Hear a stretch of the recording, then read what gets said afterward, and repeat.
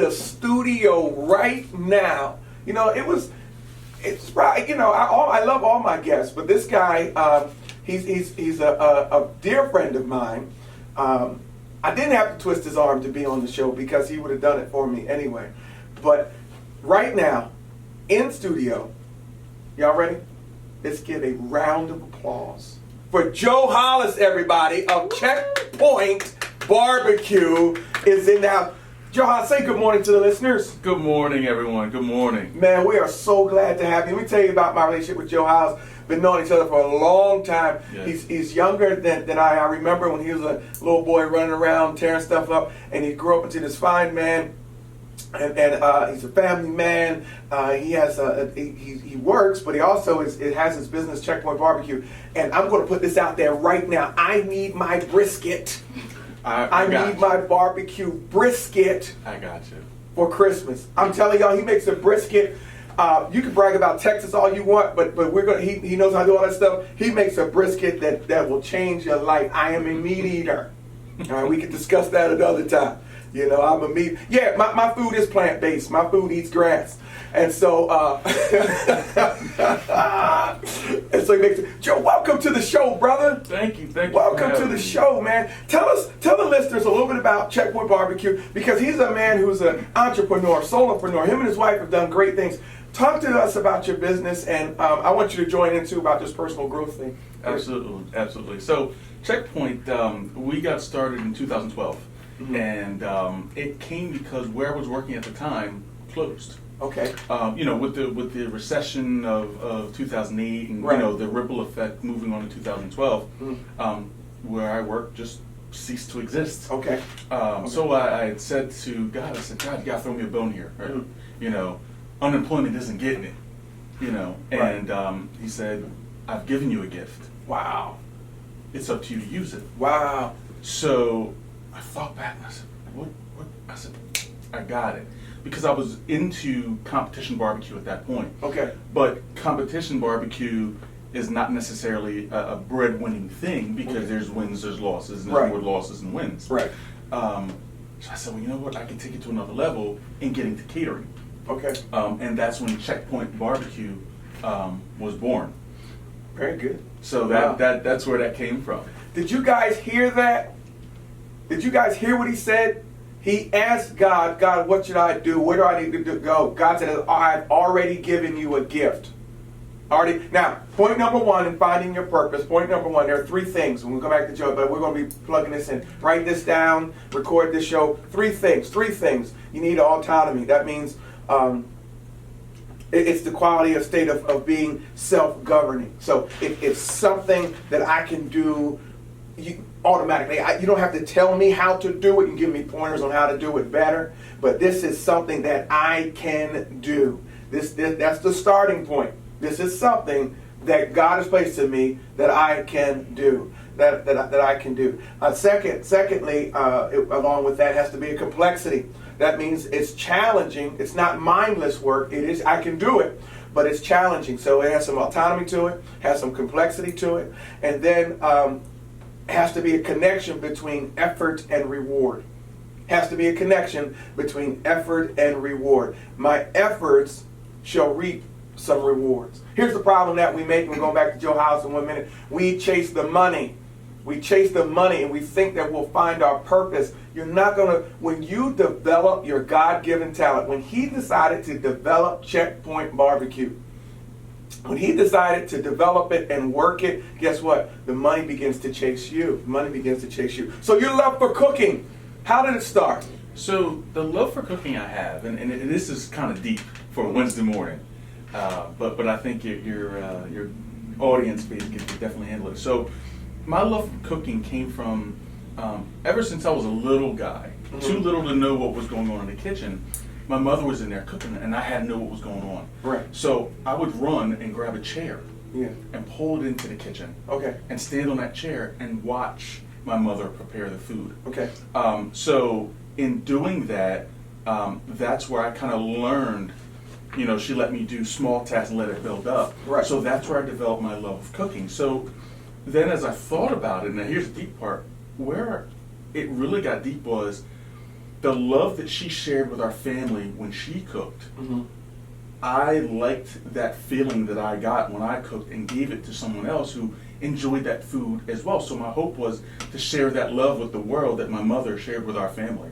So you got fulfillment Absolutely. out of sharing. Absolutely. You got fulfillment out of blessing others. And Absolutely. somebody's listening right now is like, man, I get it. You know, Dr. Rocco Caven said that some folks may need help identifying those gifts, and we're going to talk about how to identify those gifts. The Bible says this in Proverbs 22:6, train up a child in the way they should go, and when they're old, it won't depart from them, or they won't depart from it. And your mother, by just watching your mom cook, and just by seeing the excitement on people's faces and the joy she got from it, you began to get that joy yourself. Absolutely. And develop a love for it, and got good at it. That's awesome. That's awesome.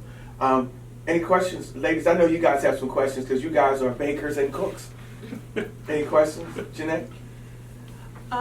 Yes, I'm just gonna stick to my questions list here. Janae prepares listen, everybody listening to the show, watching the show, Janae comes prepared with a list of questions that she's going to stick to her list. Go ahead, Janae, with the list. Okay, so, what are you excited to give your son from your business? So it's about a legacy thing, Mhm. right? Because there's so many people who don't leave a legacy.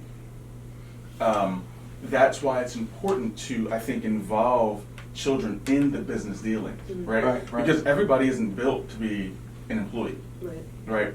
But he sees the inner workings of what we go through, right? So that teaches him a certain discipline Mm. that in order he sees his mother and I go through to produce a quality meal, Wow. right? So, but it's not just that. There's doctors that go bankrupt, not because they're bad doctors, but they're not good at business. Right. Right. So it's important to teach that to the kids so that they see early on how to do that. Okay, so it's not even really about leaving him the business, but the tools so that he could maybe build his own. Oh, absolutely. Well, but he's interested in the business. He's already asked for it. Oh. He said, so at what point is this mine? So he is about, ownership. He's that alpha male. He's about that. Very good. Guys, we're talking about finding purpose today. We talked about having autonomy, complexity, and a connection between effort and reward. It comes down to this, and I didn't make this up. I'm not, I just, I read it. That's all I do is read.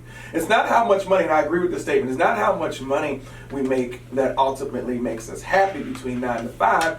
It's whether the work fulfills us. Some of you are listening to this program right now, and God bless you. You go into a job that pays you well. I'm glad you got that. But ask yourself at the end of the day, does this really fulfill, or am I operating within my purpose? Now, I don't want you to quit your job today at all. Please do not quit your job. But let that fuel you, or let that, maybe if you agree with this, you may not agree with it. Let that be the financial basis on which you develop your purpose. I had the luxury of being a police officer for 20 years. I never grew up wanting to be a police officer. Can I just be honest with you? You know why I was a police officer? I needed a job. I had a baby, and I needed a job. And somebody said, you want to be a police officer? I said, yeah, okay. And I took all the tests, and everybody that started with me, a lot of them didn't make it, and I can't believe that I was still in it now. I enjoyed it. I didn't hate it. I enjoyed it, but I was not walking in my purpose in what I was created to do. But I thank God for it because it opened the doors for that. So, but while you're working, while you're driving to your 9 to 5, don't get so lost in chasing the money. Don't get all bent out of shape if you don't get the promotion. Maybe that's God's way of just keeping you hungry so that you'll develop exactly what He's called you to do along the way. So it's not about how much money we make that ultimately makes us happy at 9 to 5. It's whether it fulfills us. So you need to ask yourself the question, what do you love to do? What is it that you love to do? We always ask people the question, what is it that you would do for free? What is it that you love to do? What comes easy for you? That's where you start. What qualities do you like expressing to the world? What qualities do you want to share to the world? Joe Hollis just said, I want to make the world smile and happy through food. We know what happens around a table. We know what happens around food. That's right. We talk. That's right. We get to know one another around food, you know? 888-329-3306 is the calling number. You guys calling in. Joe, let me ask you a question, right? How, you know, and we try to we try to ask our guests different type of questions. What's your signature dish? I come to Checkpoint and I was like, look, man, just make. What do you? I've eaten everything you've made. It's good, but what do you like making? And you say, this is it right here. What is Checkpoint Barbecues? Because you do more than barbecue. Absolutely. What is your signature dish where you know if I got to go into a competition, I'm winning with this? Well, you know, it really, barbecue is so subjective, Mhm. right? Because there's so many different types of barbecue. Right. And it depends on the region. For example, this past weekend, I was in Mississippi. Wow. I was in a competition. In fact, it was Julian's first competition steak You cook-off. better not take no Jersey barbecue to Mississippi. No, sir. So it was a combination. It was a competition steak cook-off, sponsored through the SCA, Steak Cook-Off Association, Okay. and also a chili cook-off. Okay. So being in the South, their heat level was different. Okay. So I cooked a white chicken chili. Right. I was the only person out of, I think there was 15 contestants on the chili side that cooked a white chicken chili. So that was a gamble. Right. Okay. Because I knew everybody else was going to go. But you tomato knew that based. your white chicken chili was good. And it was banging. Right. It was banging. You know. Now, Well, that's you know not your my purpose. You know claim your to fame. stuff is good. Yeah. But I knew it was either going to go one way or the other. Right. Right. Either it was Right. going to be, you know, fine or not. You Yeah, know. But yeah. but so getting back to the signature dish, you know, I think that I really like chicken wings. Really? Really, and I'll tell you why. Whole wings? Whole wings. Okay. Right. I like chicken wings because it can feed the masses. Okay. But you can get a pile of them done 6 different ways from Sunday, Right. and everybody is accommodated, right? Everybody in this room like wings. Dan, you like wings? You like chicken wings? But you know, that's the thing. You know, especially like in my line, one of the biggest things is, you know, you see so many things, and as you Yeah. become a seasoned caterer, Yeah. you start to learn different tricks. Right. You can't have white meat because everybody doesn't want white meat. Right. You Right. can't have dark meat because I don't like dark meat. Yeah. I don't know anybody that doesn't like wings. Right. You're right. You know what I mean? So Yeah. it's I don't like wings. you're the first person I've ever met. I knew but that you- was going to why? be. I don't like meat on the bone. Okay. It's Yeah. yeah. Right. Thank you, Dan. I don't know how to do it. But no, there's people, I've met people like that. Yeah. But it's not the wing that you don't like. Right, it's not the wing. It's just it's a texture thing for you. it. Oh my gosh, yeah. I gotcha. It's like the veins and everything. You Yeah, bite sure. into it and like pop. Why? No. Okay, I gotcha. Hey guys, this is awesome stuff. But and thank you, Joe, for that. His signature dish is wings and chili, and I know he won. Chili. Know what he had to do. We're talking about purpose today. We're talking about personal development. Give us a call in at 888-329-3306. Check me out on Facebook Live, Instagram Live. Text it in, call it in. Don't forget our Twitter poll. But my question today is, what are you doing in the area of personal development? You know, I put a question on Facebook the other day, just kind of taking a poll of who's listening and who's following me on Facebook. I asked, what do you listen to when you're commuting in the car? You know, if you have a long commute, like I have a 45-minute drive if I'm going to church from where I live. You know, I listen to books or read books. You know, one of the best ways to be mentored, you're going to find it by an author. You really are. And if you're not a reader, and some people just aren't, and that's cool. If you're not a reader, there are audio books. You know, there's things that can really help you in the area of personal growth and personal development. Paul says, be transformed by the renewing of your mind, right? That's what he writes to us in Romans chapter 12. And so I have to have my mind going in a certain direction, steered on something. If I'm going to find my God-given purpose, it is going to happen as I'm growing and as I'm developing as a human being. I ask that question 10 years from now. If you're still the same person, are you happy?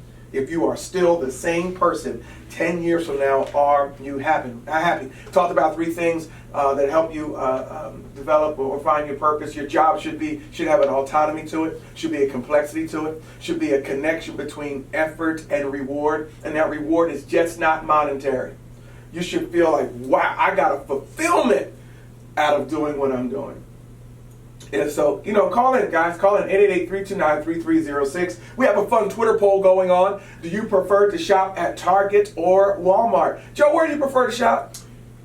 I prefer Walmart. Okay. That's 1 for Walmart. But go on. Yeah, so I prefer Walmart because I think that it's just, you have more selection. They do have similar things at Target, but Target's, unless you go to a super Target, Right. is much more condensed. Right. So your options are limited, and there's certain things like meats and cheeses and things Yeah. like that Yeah. you can't get from Target. Right. Okay. All right. He says Walmart. He says Walmart. I guess I'm real bougie. I don't get meat from Walmart. I go to a butcher. Well, that there in itself. Yeah. I mean, if I'm picking up a pack of wings, Yeah, right, sure, right. Walmart will fit the bill. Yeah, yeah. But yes, I do Yeah. have a specialized butcher that I like to go to as well. Dr. Rocco Caven said, do I recommend a book? There's so many different books to recommend. The first book I recommend that you buy is Unstoppable. Yes, Okay, it's sir. the first book I recommend you buy. You need to really understand the 7 universal laws. There's many more, but you really need to understand what universal laws are. They're like gravity. And if you don't respect them, you have to operate within them. And if you don't respect them, you can never really develop and live life to the fullest. But I have read books, What Makes the Great Great by Dr. Dennis Kimbrough. It was given to me by my big bro, Pop Jones, who's actually watching on Facebook right now. There are a lot of books, Built to Last, A Purpose-Driven Life by Rick Warren. But there are so many things that you can read. There's so many things out there to help you read and understand, help you find your purpose. There's books on serving. I just read this book about servanthood. I forget her name. You have to forgive me, guys. But go to Audible and just plug something in your car. Listen to podcasts. Find out what areas that you want to work in. Of course, I've been mentored the most probably by John Maxwell, and that's through his books. I got a chance to meet him in person. Got a chance to meet Les Brown in person and talk with those men. But John Maxwell has written about 25 books. And so that's my goal. I'm going to, by the end of the decade, I'm going to have about 20 books out. Quality stuff, not no just fluff, but quality stuff. But Maxwell wrote a book for us leaders, 21 Irrefutable Laws of Leadership. Read that about 5 times, reading it again because there's some places and some people I need around me to help take my church and